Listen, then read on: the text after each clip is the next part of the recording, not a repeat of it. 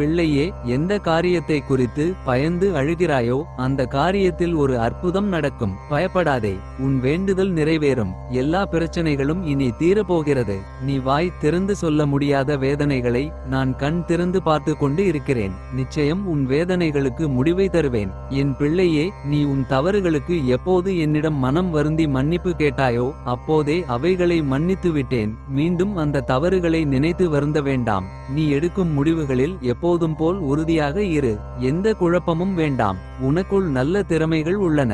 வெளிப்படுத்த சரியான வாய்ப்பு அமையாமல் இருந்து வந்தது. இனி அதற்கான வாய்ப்பு வரும். மனம் தளராதே, நான் உன்னை கைவிடவில்லை. நான் உன்னோடுதான் இருக்கிறேன். நீ தைரியமாக உன் முடிவுகளை செயல்படுத்தி நிம்மதியாக வாழ்க்கையை வாழ நான் துணையாக இருப்பேன். நீ நலமாக வாழ்வாய். உன் பாதையில் தொடர்ந்து செல்.